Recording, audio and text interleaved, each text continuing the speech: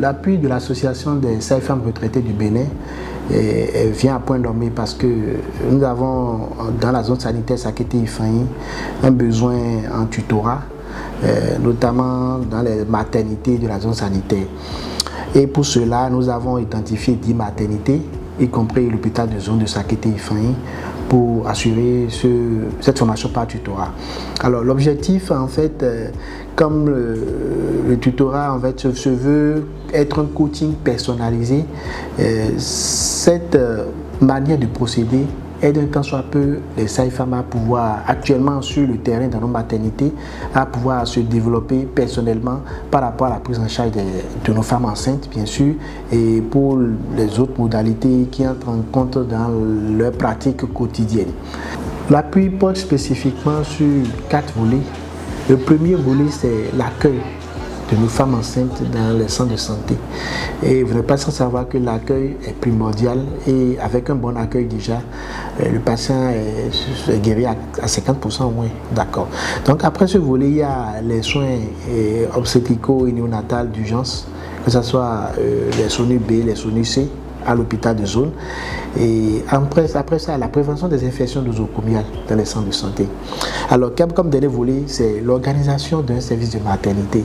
Leur réapprendre comment est-ce que les services de maternité doivent s'organiser pour être plus performants. C'est le moment encore de remercier l'association et l'organisation Médecins sans vacances pour leur appui à travers l'association des sages-femmes retraitées du Bénin, qui nous fait d'ailleurs un grand bien, puisque on est sûr qu'après ce tutorat, on aura encore plus des sages-femmes plus aguerries et plus compétentes pour pouvoir mieux prendre en charge nos femmes enceintes dans la zone sanitaire. Notre vision, c'est d'être des sages-femmes à vie et pour la vie.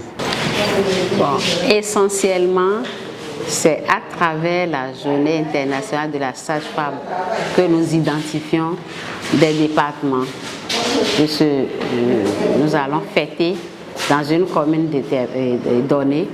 Et avant la journée même, nous identifions des activités pour aller dans les centres de santé de la localité choisie. Nous allons parfois dans les collèges, puisqu'il y a nos enfants qui sont dans les collèges qu'il faut éduquer à des comportements responsables. Et toute une semaine ou pendant environ 10 jours avant la journée même, nous sommes sur le terrain, nous sollicitons nos jeunes sœurs qui sont des tutrices, qui sont dans les pôles de formation de l'État qui sont encore en activité. Nous les sollicitons et c'est avec leur appui que dans la commune identifiée, nous menons les activités. Et nous-mêmes, nous mettons la main à la pâte, puisque nos jeunes sœurs, nous les supervisons pour voir est-ce que ça se passe bien, est-ce qu'elles ont des difficultés, mais de façon générale, ça se passe toujours bien, les autorités de la place s'impliquent, les notables s'impliquent. Nous-mêmes, nous partons de nos cotisations parce qu'il faut avoir quand même de l'existant afin que d'autres personnes nous viennent en appui. Cette tutrice-là, c'est des collègues formés par cette stratégie-là que nous utilisions parce que pour améliorer quelque chose, il faut savoir d'où tu pars. Donc nous faisons une petite analyse. Nous avons des outils que nous avons élaborés et ces outils permettent de recueillir les problèmes. C'est des entretiens avec les responsables de la zone sanitaire, si c'est à l'hôpital, le directeur, les agents de santé, et les bénéficiaires, tous ceux qui côtoient le centre, les membres du comité de gestion des centres, et le coordonnateur de zone. Donc, quand on recueille les informations à travers les outils, nous faisons une petite analyse, ce qui a été fait. Toutes les tutrices ont eu à faire cette analyse là où elles sont redéployées. Et le lendemain, la restitution de l'analyse là se fait au personnel de la santé, le président de COGER, les personnes qui s'impliquent dans la gestion du centre ou de la zone sanitaire ou de l'hôpital sont invités à cette restitution. Connaissant les problèmes de la maternité, nous partons de là. La tutrice passe son temps à travailler avec sa collègue. Toutes celles qui passent à la maternité, elles travaillent, elles mènent les activités. Et quand la collègue a des faiblesses, des insuffisances, elle la relève, elle lui montre comment ça doit être fait. Et les après-midi, on les passe à faire de petites formations continues. On se rappelle le contenu de nos interventions, comment on mène la consultation prénatale. Elle l'aide, elle fait et lui montre comment ça doit être fait. Ce n'est pas qu'elles ne savent pas faire, mais elles peuvent oublier des étapes. Quand la tutrice est là, elle mène l'activité et la collègue se rappelle les étapes et continue à s'appliquer. Ça concerne les soins, la prévention des infections sur le terrain. Et quand les superviseurs arrivent, je leur fais part quand même de mes difficultés, de mes remarques et tout. Parce que ici, avec mes collègues ici, il n'y a pas la première étape de la prévention. Quand on dit on doit décontaminer le matériel, on doit le faire, mais il faut le matériel. Il faut le matériel, on n'a pas de seau, il faut 3 seaux pour la première étape. La décontamination, le lavage à l'eau savonneuse, le rinçage. Donc ces 3 seaux-là manquent. Et je dis, ça ne va pas. Il faut suivre les normes, il faut faire le travail comme on nous le demande. Et j'ai aidé quand même à l'achat de ces seaux.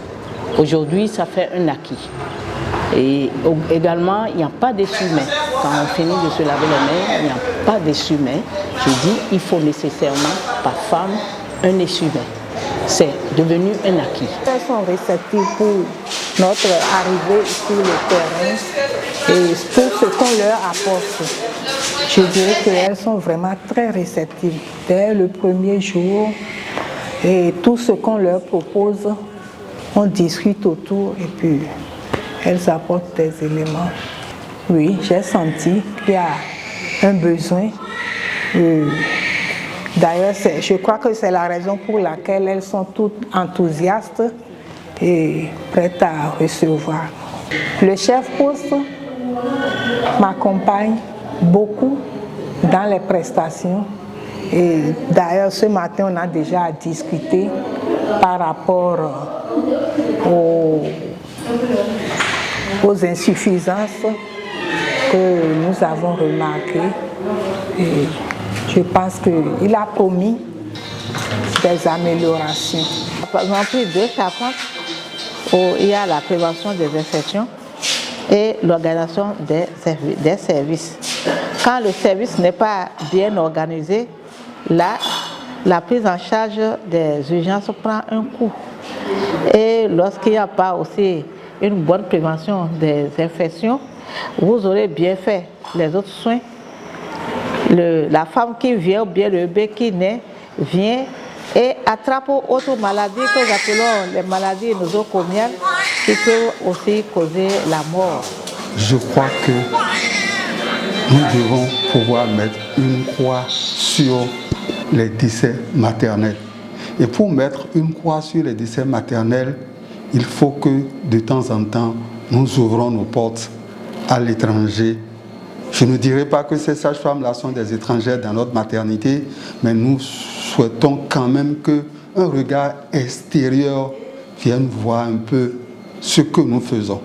Donc c'est surtout pour ça qu'on a voulu qu'elles reviennent encore pour voir ce que font leurs jeunes sœurs dans la maternité. Quand elles étaient venues les autres fois, il n'y avait pas eu si tant d'affluence en termes de fréquentation. Aujourd'hui que nous sommes beaucoup plus fréquentés, il faut qu'elles reviennent encore mettre leur touche dans ce que nous faisons pour qu'on puisse s'améliorer. Par rapport à l'activité qui est en cours dans notre centre de santé. C'est vraiment un atout et c'est plus avantageux pour nous, les prestataires et aussi la population. Parce qu'il y a des choses qu'on n'arrivait pas à faire, ils nous ont aidés, ils ont essayé de trouver des solutions à beaucoup de problèmes que nous avons dans le centre. C'est pour moi une grande satisfaction l'arrivée des tutrices. Ce n'est pas facile à une mémé de laisser ses petits-enfants encore dans cette période de fraîcheur. Bon, on va aller sur le front, c'est le front.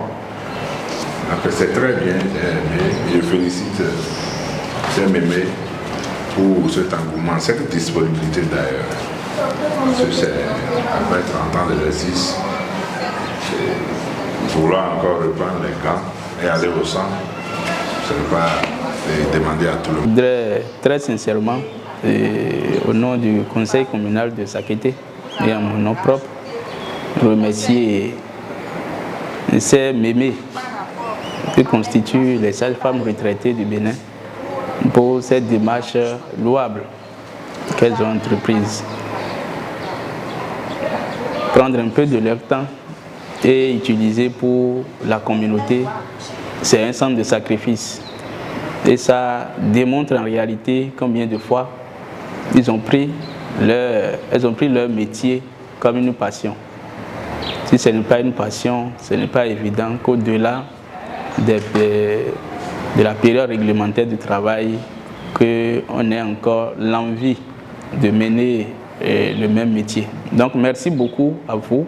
À travers la présidente à ma gauche, je voudrais remercier toutes ces tutrices qui sont déployées dans les différents centres de santé de la commune de Sakété.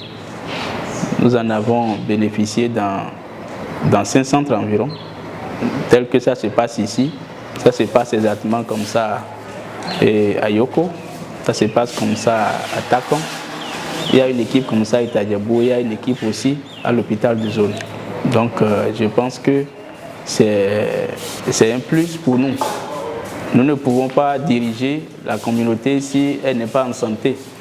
Et celui qui pense à la santé de cette communauté, c'est un plus qu'il nous apporte.